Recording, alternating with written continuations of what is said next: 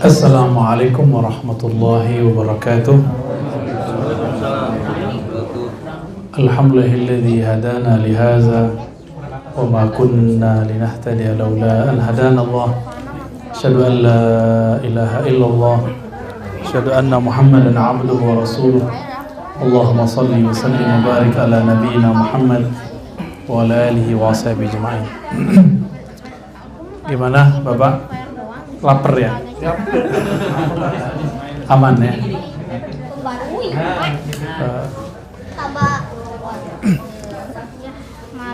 Kurang pas.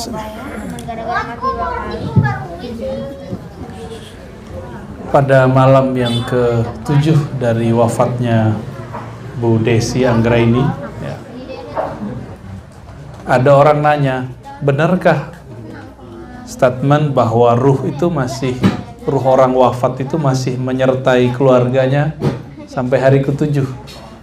Jangankan ke-7 Pak, sampai 40 hari masih ada Pak. Dari mana dalilnya? Ini diungkap oleh Imam Al-Qurtubi dari kitab Tazkirah, kemudian juga disebutkan oleh Imam Qudai, Imam Abu Nuaim, Imam ahli hadis semua tuh. Jadi ada sebuah riwayat bahwa Nabi SAW bersabda, yang ditanya di kubur itu cuma dua, al-mu'min wal munafiq, orang mukmin dan munafik. Berarti kalau ini mukmin biasa ya, mukmin biasa, bukan wali, bukan nabi. Nabi nggak ditanya Pak, wali nggak ditanya. Kalau walinya kayak wali murid, Pak itu ditanya tuh. Wali hakim, wah masuk tuh, ditanya tuh. Wali nikah apalagi ya. Kalau kafir nggak ditanya juga. Jadi yang nggak ditanya itu kekasih Allah atau musuh Allah, nggak ditanya. Tapi munafik ditanya. Kenapa? Karena zahirnya dia beriman, batinnya yang ditanya. Maka disebutkan dalam hadis itu, yuftanul itsnan, ditanya dua, al-mu'min wal kafir, yaitu mukmin dan kafir. Orang mukmin berapa hari ditanya? Fi sab'i ayyam, dalam 7 hari. Jadi 7 hari itu bukan tradisi Hindu. Siapa bilang tradisi Hindu? Ini kan banyak orang nggak ngerti beragama, terus mencocok-cocok logi. Emang ada Pak orang Hindu 7 harian baca Yasin? Kalau ya saya ganti agama Pak langsung. Beneran loh Pak? Ada nggak orang Hindu 7 hari baca Yasin? Beliau ini kan ustadz juga nih. Ustadznya orang Kemenak ya. Saya juga pernah penelitian dulu ya, forum kerukunan umat beragama itu saya penelitian semua agama Pak dulu di Palu. Ya kita nanya juga, emang ada Pak orang Hindu tuh, pendeta Hindu saya tanya, emang ada di agama kalian 7 hari baca Yasin? Ketawa dia. Sama kayak Bapak tadi ketawa. Oh, tradisi 7 harinya dari Hindu. Loh, mana ada Hindu begitu? Ini langsung teksnya dari kalamnya seorang tabi'in namanya Tawus. Tawus ini murid sahabat Nabi namanya Ibnu Abbas. Dia berguru kepada 70 sahabat Nabi dan mendapatkan kalam ini. Bahwasannya orang beriman ditanya 7 hari. Kalau terbukti beriman 7 hari dia udah pergi Pak, ruhnya udah berangkat udah. Ya. Ya. Jadi sampai berapa hari orang beriman masih hadir? Sampai hari ke-7, karena dia nunggu dapat syafaat doa dari kita. Tapi kalau dia pernah ngomong bohong, janji ingkar, dikasih amanah khianat, kalau tengkar dendam kesumat. Ini katanya mau ada pemilihan baru kan Pak? Jangan tengkar ya. Ya.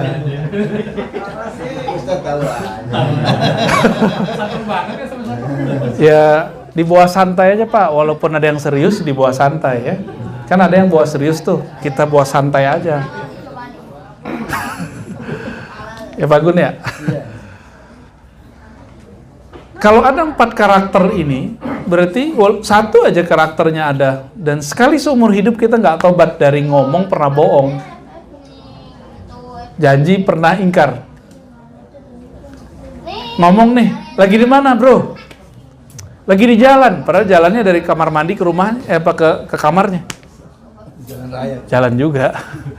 Itu udah bohong, itu udah munafik kecil. Ditanya 40 hari pak. 40 hari di sono bukan 40 hari di sini. 40 hari di sini 24 jam. 40 hari di sono setengahnya akhirat.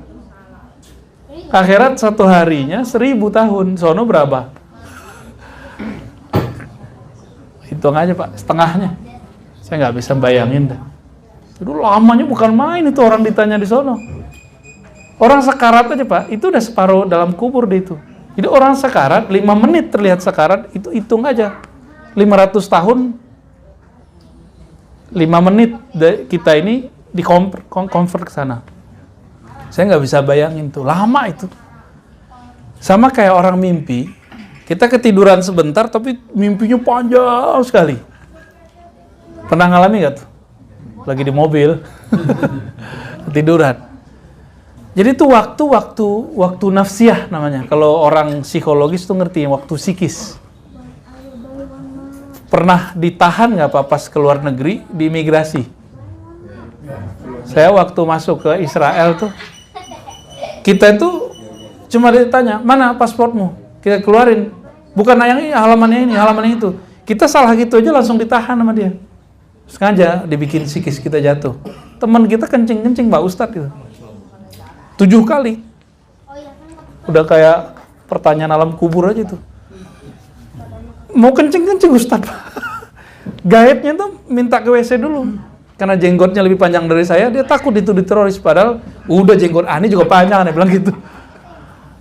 Kita selamatin mereka, alhamdulillah. Jadi jangan ngomong-ngomong sok-sok Arab di situ, ngomong bahasa Inggris aja. Langsung, terus, tanya lagi, terus. 7 kali. Ada yang gemeteran, nggak bisa ngomong. Itu waktu psikis, itu baru imigrasi dunia. Gimana imigrasi akhirat? Yang nanya malaikat mungkar nakir. Pertanyaannya sederhana, tapi itu nggak bisa dihafalin. Apa pertanyaannya? Man rabbuka, nggak ditanya udah khatam berapa kali ayat. Nggak ditanya bapak tahajud berapa kali, yang ditanya itu Rob kamu siapa? Apa arti Rob? Yang mencipta kamu, yang mengurus kamu, yang ngasih makan kamu, kan Rob artinya. Jadi Rob di situ kita selama ini makan membayangkan bahwa yang mengenyangkan itu nasi, yang menyegarkan air, udah susah jawabnya. Apalagi bapak menyekutukan Allah dengan bos. Saya dapat rezeki karena saya ada bos. Oh udah. Apalagi kemudian menghina-hinakan diri depan atasan, udah lewat udah. Gak bisa, orang-orang begini gak bisa jawab. Man rabbuka, yang muncul wajah bosnya. Man rabbuka, yang muncul wajah pasangannya, bisa jadi begitu, wajah anaknya. Kalau dia menyekutukan Allah dengan obat, udah. Ini kan zaman Covid nih. Nah ini saksi nih, beliau Bu Desi Anggraini almarhumah, pasti orangnya sudah menjaga protokol lah. Tapi ternyata bukan karena Covid asbab wafatnya. Ya benar Pak ya? Bukan Covid kan Pak? Jadi Allah kalau mau mematikan orang nggak perlu Covid. Jadi kita nggak usah serem-serem amat ya. Biasa aja Pak. Kalau udah saatnya datang, la yastakhiruna sa'atan. Nggak bisa diakhirkan, nggak bisa dimajukan. Ya, tapi ya kita tetap jaga-jagalah. Maka syaratnya bawa masker lah Pak. Ya divaksin aja Pak, nggak usah. Mau ditusuk 1000 kali juga nggak apa-apa. Ya. Cuma kalau ditusuk PCR saya juga males Pak. Akhirnya kita cancel semua tuh mau keluar daerah nih. Jadi orang di alam kubur itu ditanya 7 hari kalau dia mukmin. Mukminnya orang soleh nih. Kalau ada kemunafikan walaupun sedikit ditanya 40 hari. Bapak hitung aja tuh. Ya. Seharinya itu di sono 500 tahun atau kalau agak cepat dikit 50 tahun lah di sini. Belum nyampe umur Bu Desi. Bu Desi berapa Pak umurnya Pak? 47 tahun, belum nyampe. Jadi kalau dikurangin nolnya 1 ya 50 tahun. Kira-kira segitu tuh satu harinya. 50 tahun sampai 500 tahun. Saya nggak bisa bayangin tuh. Karena 500 tuh waktu ke langit. Nah, kalau masih di alam ini, kira-kira segitu. Lama nggak? Lama. Umur kita sebagian besar kan udah mendekati itu, ada yang belum ya. Ada yang udah lewat, ada yang belum. Itu warning itu, Pak. Bukan nakut-nakutin, mau menakutkan. Apa yang ditanya? Ini yang Pak, yang wajib kita ketahui. Yang ditanya tadi, man? Rabbuka. Berarti bekal mau masuk kubur bukan kita punya hafalan banyak. Tapi yang bekal masuk kubur adalah mengenal yang disembah itu. Jadi kajian-kajian Bapak di masjid harus ngarahnya kepada ma'rifatullah. Mengenal Allah, ma'rifatur Rabb. Jangan tengkar-tengkar sunnah bid'ah lagi, nggak level itu. Ya. Hari gini masih tengkar sunnah bid'ah. Yasinan bid'ah, Nabi nggak pernah yasinan. Ya salam. Yasinan itu kan istilah doang. Berkumpul berdoa, mendoakan orang mati kan sunnah, ada hadisnya. Mau dikubur nggak dikubur sama. Kalau di masa Nabi lebih horor, dikubur Pak kumpulnya. Kita cuma di rumah, lebih gampang atau lebih mudah, lebih susah? Ya, lebih ringan atau lebih berat? Jadi satu kali ba'da menguburkan seseorang, dalam hadis riwayat Imam Abu Daud, hadisnya sahih. Sayyidina Nabi SAW itu ngomong, sebelum mereka pergi ya, istaghfiru li akhikum. Mohonkanlah maghfirah, ampunan untuk saudara kamu. Kenapa? Was'alul lahu tasbit, mintakan ketetapan baginya, fa innahu la yus'al, karena dia lagi ditanya nih. Dia lagi ditanya gitu. Itulah kubur yang paling enak tuh di zaman itu. Kenapa? Langsung Nabi yang doain. Ya. Karena Nabi sudah nggak ada, kita cari orang yang mewarisi Nabi, yaitu ulama, guru-guru kita. Yang mimpin sholat kita ya Ustadz Ustillah salah satunya sekarang ya. Kita minta untuk beliau membacakan doa. Gitu. Itu sebenarnya dari sono Pak dalilnya. Terus kenapa Yasin? Di hadis Abu Daud juga. Nabi mengatakan iqra'u Yasin ala mautakum. Bacakan Yasin kepada orang yang mauta. Mauta ini 3 artinya. Orang yang akan mati kita. Yang kedua, orang sakarat. Yang ketiga, yang udah mati. Maka disunnahkan tadarus tadi, alhamdulillah jalan terus ya. Yasin, kenapa Yasin? Yasin itu qalbul Quran, disebut qalbunya Quran. Jantungnya Quran itu Yasin. Dan itu hadis riwayat Imam Tirmizi, walaupun hadisnya tidak sampai derajat sahih, tapi Imam Tirmizi mengatakan, Imam Tirmizi ini murid Bukhari Pak. Kita sering dengar Imam Bukhari ya. Benar Pak, bukan Imam Ar-Razi Pak. Bukan Imam Rusdi. Imam Bukhari punya murid namanya Muslim. Lalu ada murid yang terbaik di sisi fikih hadis namanya Tirmizi. Imam Tirmizi mengatakan Yasin dari Nabi SAW, Yasin qalbul Quran. Yasin itu qalbul Quran. Abu Daud sendiri, kawannya Imam Bukhari, itu meriwayatkan hadis ini. Iqra'u Yasin ala mautakum. Bacakan Yasin untuk orang yang tadi, 3 tadi, yang akan mati, yang sedang sekarat atau sudah mati. Anda ditegur sama orang Pak. Kata Syekh Albani, hadis dhaif. Gimana cara nanggepinnya Pak Gun? Pak Gun nih paling demen yang gini-ginian nih. Kata Syekh Albani, Albani tahun berapa wafatnya? 1923. Kemarin Pak, 1999. Berarti 14 berapa tuh?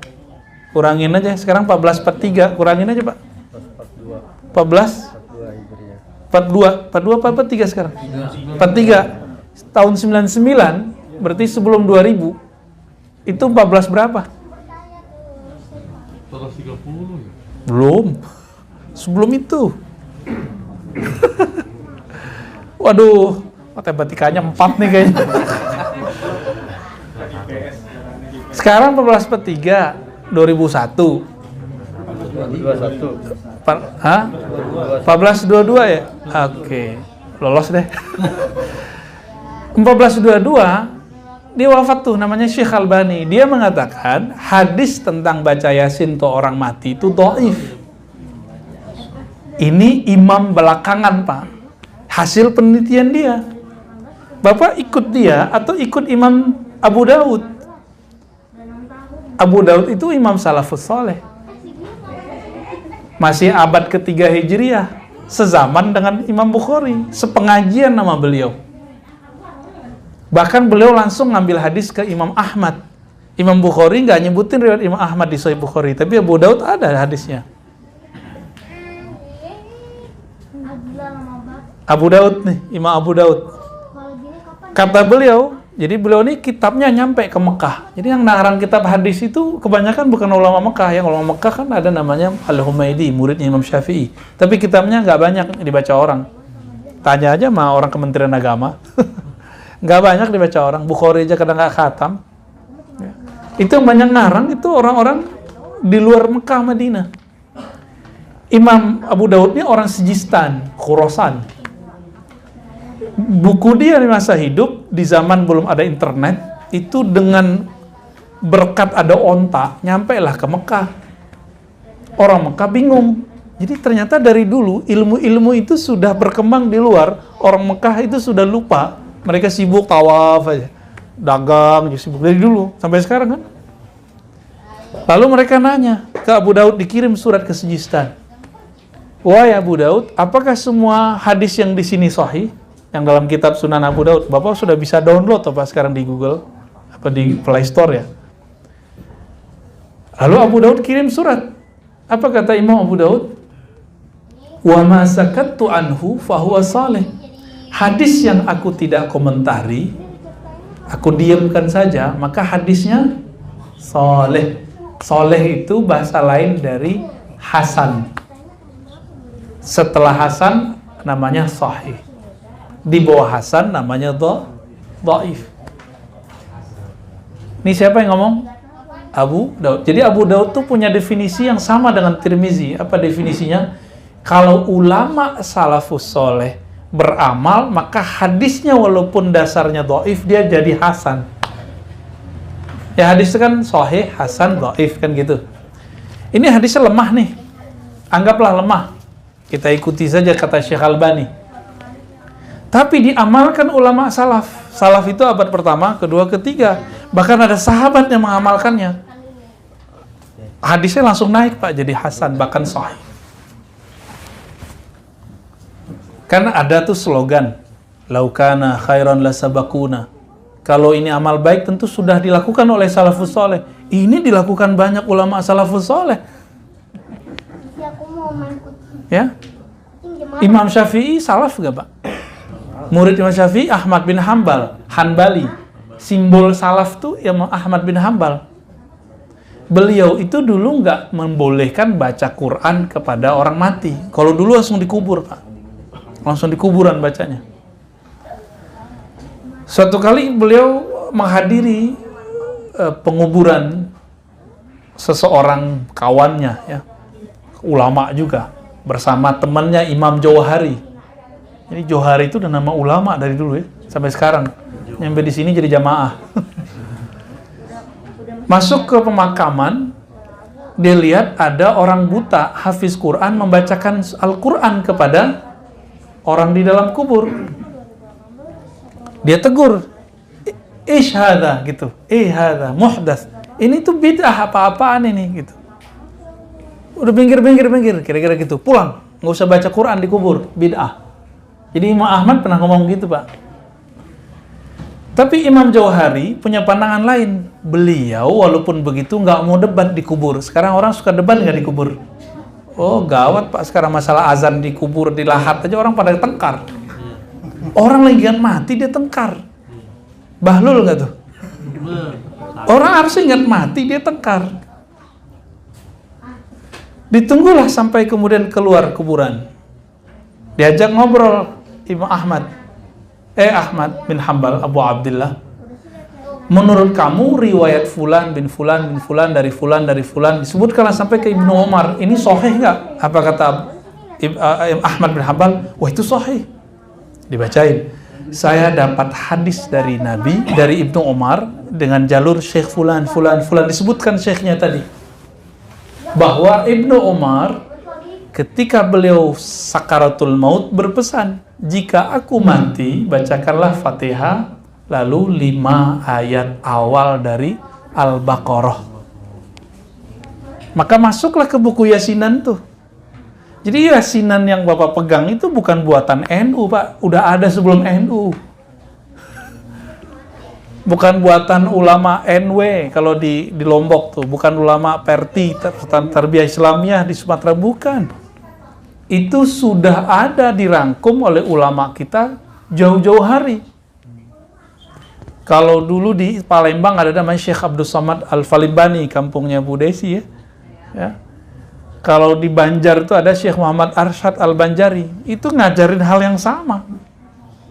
Jadi yang kita pakai itu sudah tua tuh umurnya. Kebetulan yang melanggengkan itu orang NU. Gitu aja, ya. Sanadnya nyambung, Pak. Ini Ibnu Umar sahabat Nabi bukan? Apa kata sahabat Nabi Ibnu Umar? Kalau aku mati, bacakan Fatihah sama 5 ayat awal Al-Baqarah. Dibaca nggak Ustaz Rusi tadi? Dibaca kan? Fatihah, Alif Lam Mim, 5 ayat. Berarti itu sunnah bukan? Sunnah. Jelas sunnahnya. Maka Bapak Saudara makan Allah, walaupun di ranah ini banyak perdebatan, tapi setelah Bapak saya bacakan riwayat ini, masih ragu nggak ngamalin? Masih ragu? Serius? Pamul enggak lah katanya. Murid Abah Huci sih ya. Ngamalin terus malah. Jadi bahkan orang hidup aja dibacain nyampe, Pak. Apalagi orang yang udah mati. Orang mati itu kan udah nggak ada jasadnya. Itu dia langsung ngerasain. Langsung ngerasain. Kenapa kita didoain orang nggak terasa? Karena kita sibuk sama urusan fisik. Coba Bapak sesekali berpikir diam, tenang, zikir. Lagi tenang begini, terus ada orang doain kita. Itu kita keinget dia tuh. Jadi kita sebenarnya dengan alam gaib itu dekat sekali. Sangat-sangat dekat ya. Nah, maka Bapak, Saudara, sahabat yang makan Allah, harapan saya kalau ada sahabat atau saudara kita, keluarga kita meninggal, tetap acara tahlilan walaupun sedikit nggak banyak itu diadakan. Itu seneng banget itu, Pak. Ya. Apa dalil lainnya? Ada dalil ahlu dusur, masih ingat nggak tuh? Ahlu dusur ini orang-orang kaya. Ini diprotes oleh orang-orang yang disebut ahlu sufah, santri sufah. Santri sufah ini puasanya banyak, zikirnya banyak, tapi nggak bisa sedekah. Datang kepada Nabi protes, wahai Rasulullah, itu orang kaya bisa sholat kayak kami, bisa puasa kayak kami, tapi kami nggak bisa kayak mereka. Apa itu? Mereka sedekah dengan kelebihan harta, kami nggak bisa. Ini Abu Hurairah yang cerita. Lalu Nabi mengatakan, bukankah setiap tasbihmu sedekah? Hadis Bukhari Muslim itu.